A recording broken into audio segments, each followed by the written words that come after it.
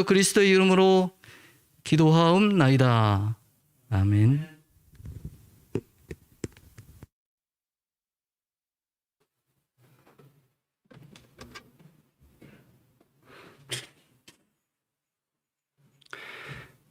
안녕하세요. 행복한 수요 채플 시간입니다. 병원의 정체성을 다시 한번 확인하는 한 20여 분의 시간을 이번 주도 맞이하게 되었습니다. 채플이 끝난 다음에 두 분의 과장님 임명장 수여식도 있으니까 계속 응원해 주시기를 바랍니다.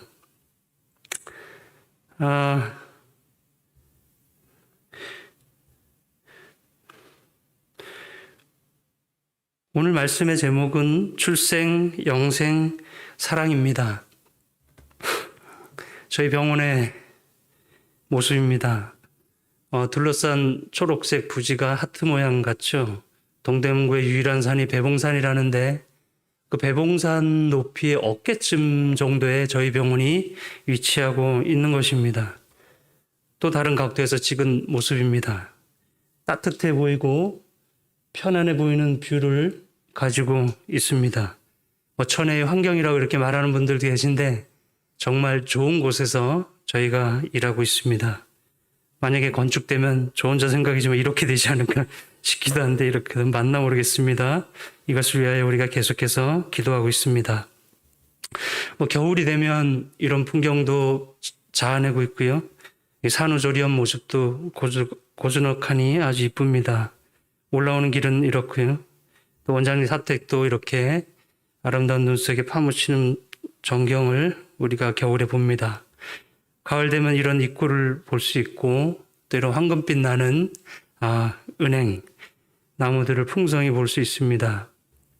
또 이런 모습도 볼 수 있고 또 이런 모습도 볼 수 있고 또 임원동 앞에 있는 유명한 이 은행나무 앞에서 이런 포즈를 취하는 모습도 볼 수 있습니다. 배봉산으로 올라가는 그 언덕 자락에 계단이 있는데 기도의 동산에 거기다 제가 한번 단풍잎을 따서 이렇게 만들어 봤습니다. 그때 당시 암 환자를 위해서 만들었는데 그분이 이걸 밟고 올라가서 기분이 좋았습니다. 또 여름이 되면 이런 녹음이 우거지고요. 또 기도의 동산도 이렇게 푸르러집니다. 그리고 봄이 오면 이런 풍경이 또 연출되고요. 요 나무들이 지금 잘라져서 혹은 병들어서 없었는데 또 수년 후에 나지 않을까 싶습니다. 이런 예쁜 모습도 봄이 되면 우리가 곧 보게 될 풍경들입니다. 여기저기 아름다운 포인트들이 많이 있습니다. 임원동 앞 원장님 앞에 그 잔디밭에 이런 예쁜 멋진 곳이 또 있습니다. 봄마다 나가서 부서별로 점프를 하는데 저희 원목실도 예전에 해봤습니다. 원보위원들도 해봤어요. 그리고 이런 정말 눈처럼 내리는 벚꽃의 향연 속에 우리가 갇혀서 일하기도 했습니다. 기도 동산 지나가면 배봉산 둘레길이 있죠. 둘레길이 얼마나 또 아름답고 또 냄새도 좋은지 모릅니다. 그 시작이 기도의 동산에서 시작하는데 늘 위해서 이렇게 기도하는 직원들이 있어서 참 행복합니다. 이렇게 몰래 직원들 내지는 환자들을 찍어봤습니다. 사시사철 언제나 봐도 멋있는 모습들이 우리 병원에서 연출이 되고 있습니다. 오늘 출생, 영생, 사랑입니다. 생명은 정말 신비한 선물이죠.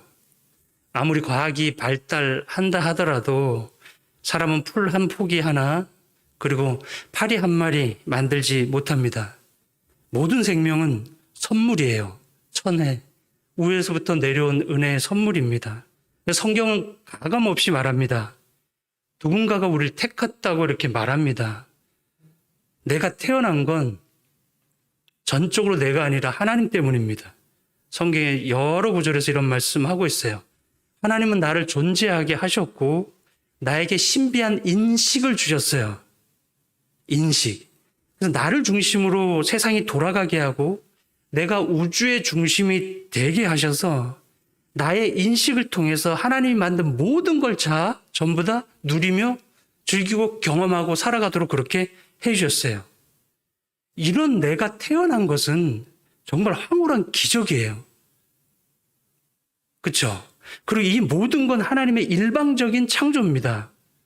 왜 일방적인 창조냐면, 왜냐하면 우리는 아무도 우리가 스스로 뭐 손들고 하나님께 태어나게 해달라고 그렇게 하나님께 요청한 적이 없기 때문입니다. 게다가 더 놀라운 건 하나님이 만든 사람이 하나님을 사랑할 수도 있지만 이 떼쓴 애처럼 하나님을 거부할 수 있는 자유까지도 사람에게 준 그 어마어마한 사랑, 자유의지를 허락해서 만들었어요. 만약에 이 자유의지 때문에 뭔가 잘못되면 창조주가 피조물이 되고 비천한 사람이 되고 십자가에 달릴 수 있는 치욕적인 모험까지도 하나님은 감수하고 사람을 만든 거죠. 그래서 사람의 창조는 하나님의 모험입니다. 혹 우리 중에 그건 하나님 사정이고 난 내 허락도 없이 내가 태어난 것들, 그쵸? 불만인 분들이 있을 수 있을까요?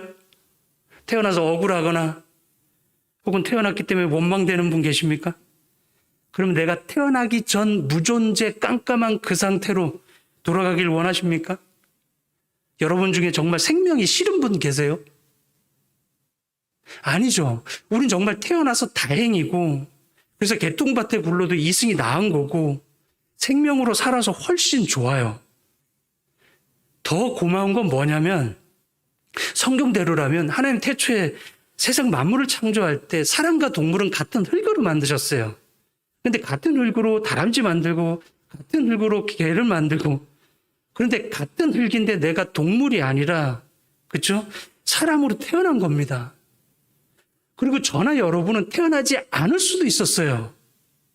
그래서 이미 태어나서 인식을 가지고 세상을 누리는 저와 여러분들은 이미 벌써 태어난 것 자체로 대박을 맞은 거예요.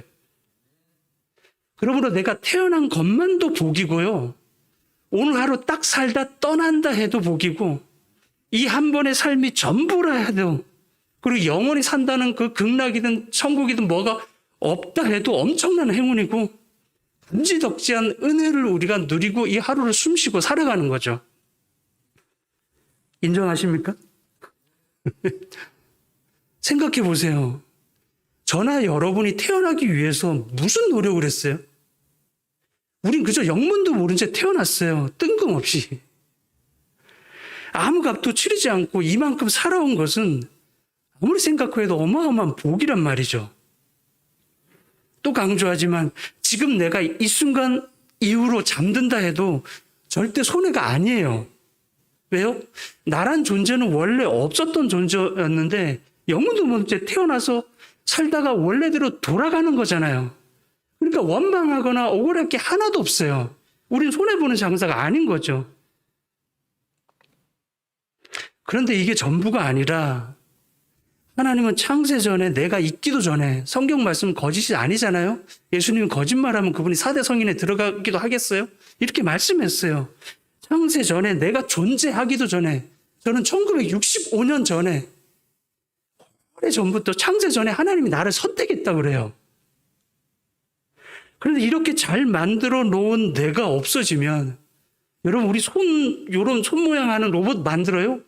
아직도 못 만들어요. 신장을 만들어요?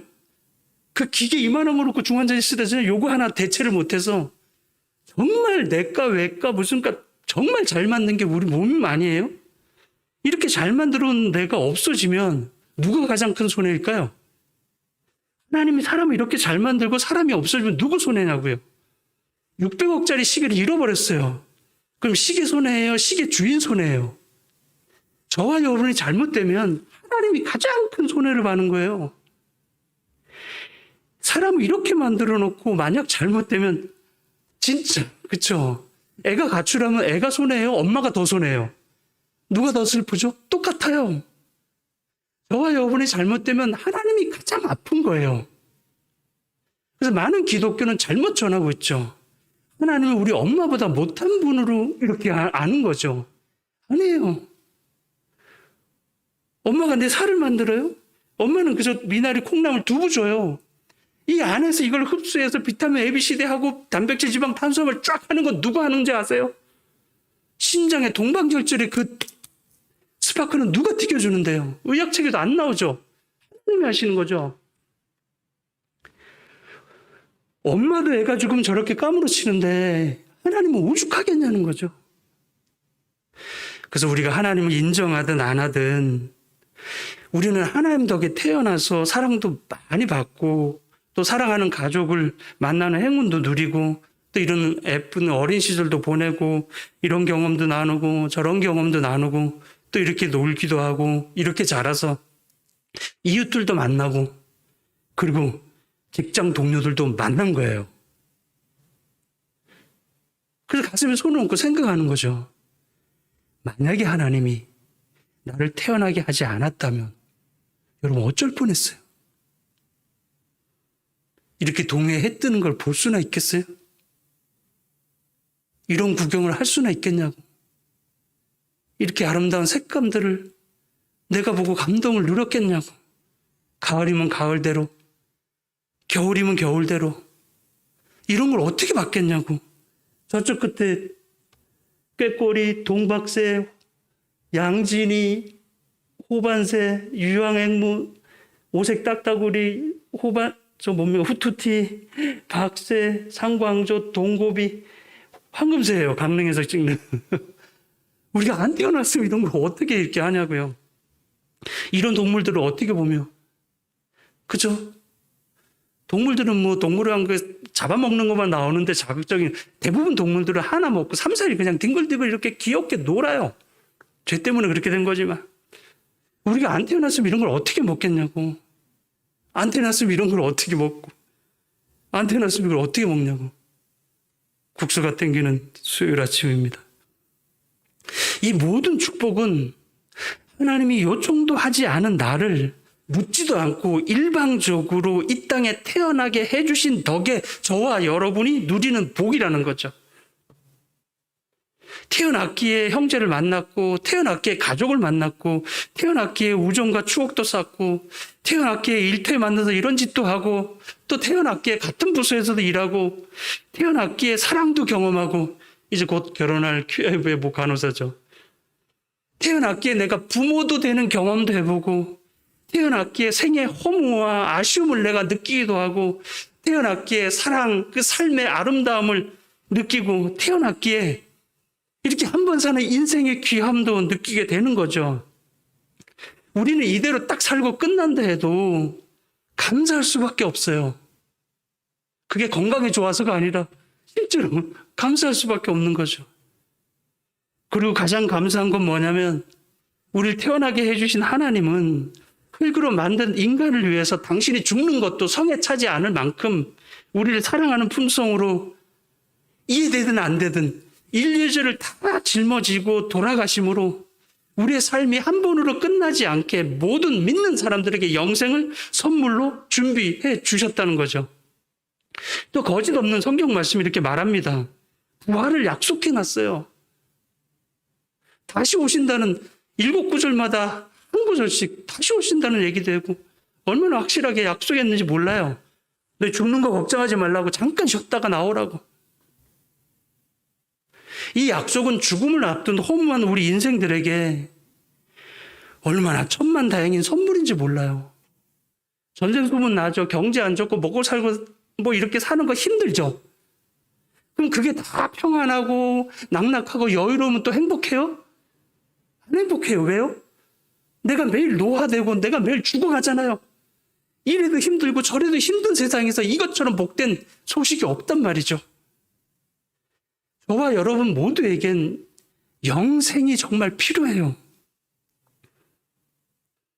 노사연이 불렀나요? 우리는 뭐 하는 게 아니라 늙어가는 게 아니라 조금씩 뭐 익어간다는 말이 있는데 사실 우린 죽어가는 중이죠. 죽어가요, 우리는. 5세 이후로 생명력이 떨어지기 시작해요. 그래서 우리 인생은 슬퍼요. 왜냐하면 사랑하는 사람과 마침내 헤어지기 때문에 그래요. 그래서 모든 사랑은 슬퍼요. 그리고 모든 사랑은 상처를 줘요. 사랑하면 할수록 고통이 크고 사랑하면 할수록 불행해질 겁니다. 왜냐하면 언젠가 우리는 다 이별하기 때문에 그래요. 그리고 조만간 나에게도 어마어마한 고통의 시간이, 이별의 시간이 마침내 찾아오고 말 겁니다. 우리에게 불행의 날이 오고 있어요. 가슴 찢는 이별이 다가오고 있죠. 정말 울부짖는 시간들이 와요. 여러분이 그렇게 좋아하는 가족들과 헤어집니다. 그래서 사랑하는 사람들에게는요, 이별이 없는 긴 시간이 필요해요. 서로 사랑할 시간이 부족한 우리에게 함께 같이 할 긴 시간이 필요하다고요. 서로 오래오래 사랑하고 눈물과 이별이 없는 영원히 함께 지낼 시간이 필요해요. 그 긴 시간을 성경에서는 영생이라고 말해요. 그래서 하나님은요, 서로 사랑이 되는데 사랑할 시간이 없는 사람들 있죠. 서로 사랑하며 살기에 시간이 부족한 분들에게 뭘 주시냐면 영생을 주셔요. 성경이 이렇게 말합니다. 하나님이 세상을 이처럼 사랑하사 영생을 준대요. 무섭지 않고 독재자 아닌 하나님은 이걸 억지로 넣어주지 않아요. 거룩한 신사시죠. 자유의지로 받아들이는 믿는 모든 사람들에게 한 번의 생을 살아보게 한 다음에 선택하도록 하시는 거죠. 이런 말하면 혹 누구는 그래요. 지금 사는 것도 충분히 지겹고 힘들고 아파 죽겠는데 다시 사는 건 더 힘들다고. 그럼 그걸 왜 전하겠어요? 성경이. 저 맨드라미 씨앗이요, 이렇게 꽃이 된다는 걸 걔가 상상이나 했겠어요? 저 흉측한 애벌레가 이렇게 예쁜 하늘을 창공을 날아다니는 나비가 된다는 걸 예상이나 했겠냐고. 그걸 품고 애벌레가 사는 거예요. 저 자궁 속에 있는 아이가 자궁 밖에 이런 세상이 있다는 걸 어떻게 상상이나 했겠냐고. 우리가 죽은 다음에 무엇이 있는지 우리는 상상을 못 한다고요. 성경에서 그래서 이렇게 얘기했어. 귀로도 눈으로도 마음으로도 생각을 못할 그 무엇이 너희들 앞에 있다라고 말씀하고 있는 거예요. 부활 후의 영생은요, 저나 여러분 인간이 그 누구도 예상 못할 정말 까무라칠 만한 기절 초풍할 만한 사건이 될 거예요. 이러지 않고서는 하나님이 사람이 돼서 신이 피조물이 돼서 죽을 리가 없어요. 뭔가 있지 않고서는. 저희 병원은 영생을 기다리는 기독교 신앙의 기초 위에 세워졌습니다. 그래서 누구라도 예수 그리스도를 개인의 구주로 받아들여 영생을 얻을 수 있는 신앙 환경을 가지고 있어요. 엊그제 침례받은 우리 직원들 모습이죠. 하나님, 우리가 일하면서 영생을 얻을 수 있는 기회와 일하면서 영생을 전할 수 있는 기회를 다 주셨어요. 그래서 끝으로 부탁합니다. 이미 믿는 분들은 다른 분들이 이걸 취할 수 있도록 삶에 일을 하면서도 좀 모범을 더 잘 진지하게 여지껏 잘 하시지만 더 잘 보여줬으면 좋겠다 하는 부탁을 드립니다.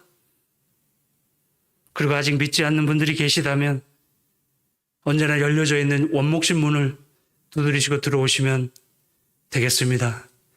하나님의 은혜가 우리 모두에게 영생의 복으로 함께하길 바라며 말씀을 마칩니다. 기도하겠습니다.